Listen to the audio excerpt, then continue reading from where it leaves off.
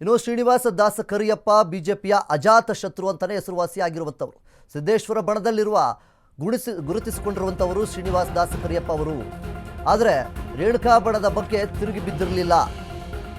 ಸಿದ್ದೇಶ್ವರ ಬಣದಲ್ಲಿ ಗುರುತಿಸಿಕೊಂಡಿರುವಂತಹ ಶ್ರೀನಿವಾಸ ದಾಸ ಕರಿಯಪ್ಪನವರು ಆದರೆ ರೇಣುಕಾ ಬಣದ ಬಗ್ಗೆ ತಿರುಗಿ ಬಿದ್ದಿರಲಿಲ್ಲ.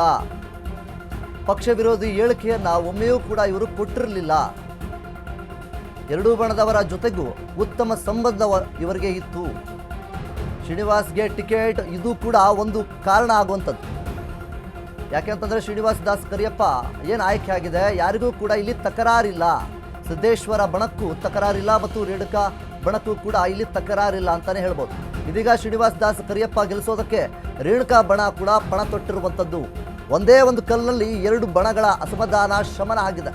2023ರ ಚುನಾವಣೆಯಲ್ಲಿ ಟಿಕೆಟ್ಗೆ ಯತ್ನಿಸಿದಂತಹ ಶ್ರೀನಿವಾಸ್ ಅವರು ಟಿಕೆಟ್ ಸಿಕ್ಕಿರಲಿಲ್ಲ. ಆಗ ಅಜಯ್ ಕುಮಾರ್ಗೆ ಮಣೆ ಹಾಕಿತ್ತು ಬಿಜೆಪಿ ಅವರು. ಆದರೆ ಅಜಯ್ ಕುಮಾರ್ ಅವರು ಶಾಮನೂರು ಅವರ ವಿರುದ್ಧ 25,000 ಮತಗಳ ಅಂತರದಲ್ಲಿ ಸೋತಿದ್ರು.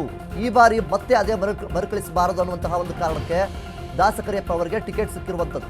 ಶ್ರೀನಿವಾಸ ದಾಸ ಕರಿಯಪ್ಪ ಬಿಜೆಪಿಯ ಅಜಾತ ಶತ್ರು ಅಂತಲೇ ಹೆಸರುವಾಸಿಯಾಗಿರುವಂಥವರು. ಅವರು ಏನು ಸಿದ್ದೇಶ್ವರ ಬಣ ಆಗಿರ್ಬೋದು, ರೇಣುಕಾ ಬಣ ಆಗಿರ್ಬೋದು, ಎರಡೂ ಬಣಗಳ ಜೊತೆ ಯಾರ ಹತ್ರ ಕೂಡ ವೈರತ್ವವನ್ನು ತೆಗೆದುಕೊಂಡಿಲ್ಲ. ಎಲ್ಲರ ಜೊತೆಗೆ ತುಂಬ ಚೆನ್ನಾಗಿ ಮಾತುಕತೆಯನ್ನು ಮಾಡಿಕೊಂಡು ಎಲ್ಲರ ಜೊತೆಗೆ ಆತ್ಮೀಯವಾದಂತಹ ಸಂಬಂಧವನ್ನು ಇಟ್ಕೊಂಡಿರುವಂಥವರು ಶ್ರೀನಿವಾಸ ದಾಸ ಕರಿಯಪ್ಪನವರು. ಈಗಿರಬೇಕಾದ್ರೆ ಸಿದ್ದೇಶ್ವರ ಬಣದಲ್ಲಿರುವಂತಹ ಶ್ರೀನಿವಾಸ ದಾಸ ಕರಿಯಪ್ಪನವರು ಅವರಿಗೆ ಟಿಕೆಟ್ ಸಿಕ್ಕಿದಂದ ಮಾತ್ರಕ್ಕೆ ರೇಣುಕಾ ಬಣದವರು ಯಾರೂ ಕೂಡ ಇಲ್ಲಿ ತಿರುಗಿ ಬಿದ್ದಿಲ್ಲ, ಯಾರೂ ಕೂಡ ತಕರಾರನ್ನು ತೆಗೆದಿಲ್ಲ.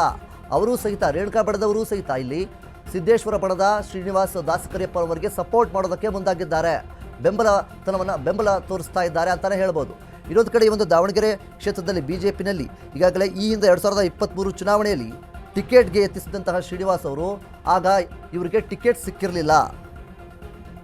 ಆಗ ಅಜಯ್ ಕುಮಾರ್ ಎನ್ನುವಂಥವರಿಗೆ ಟಿಕೆಟ್ ಸಿಕ್ಕಿರುತ್ತೆ, ಬಿಜೆಪಿ ಅವರಿಗೆ ಮಣಿ ಹಾಕಿರುತ್ತೆ. ಆದರೆ ಶಾಮನೂರು ಶಿವಶಂಕರಪ್ಪ ಅವರ ವಿರುದ್ಧವಾಗಿ ಅವರು ಯಾವಾಗ ಎಲೆಕ್ಷನ್ ನಿಂತುಕೊಳ್ತಾರೆ 25,000 ಮತಗಳ ಅಂತರದಲ್ಲಿ ಅಜಯ್ ಅವರು ಸೋತಿರ್ತಾರೆ ಆ ಒಂದು ಎಲೆಕ್ಷನಲ್ಲಿ. ಆದರೆ ಈಗ ಈ ಬಾರಿ ಆ ರೀತಿ ಆಗಬಾರದು ಅನ್ನುವಂತಹ ನಿಟ್ಟಿನಲ್ಲಿ ಶ್ರೀನಿವಾಸ ದಾಸ ಕರಿಯಪ್ಪ ಅವರಿಗೆ ಸಂಪೂರ್ಣವಾದ ಬೆಂಬಲ ಇಲ್ಲಿ ಸಿಗ್ತಾ ಇದೆ ಬಿಜೆಪಿ ಅವರ ಕಡೆಯಿಂದ.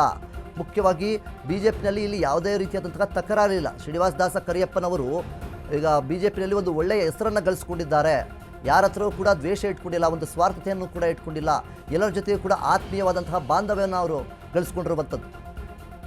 ಇನ್ನೊಂದು ಕಡೆಯಿಂದ ನಾವು ನೋಡೋದಾದರೆ ಈಗಾಗಲೇ ಸಿದ್ದೇಶ್ವರ ಬಣ ಆಗಿರ್ಬೋದು, ರೇಣುಕಾ ಬಣ ಆಗಿರ್ಬೋದು, ಎರಡೂ ಬಣಗಳು ಸಹಿತ ಇಲ್ಲಿ ಶ್ರೀನಿವಾಸ ದಾಸ ಕರಿಯಪ್ಪ ಅವರಿಗೆ ಬೆಂಬಲವನ್ನು ನೀಡ್ತಾ ಇದ್ದಾರೆ.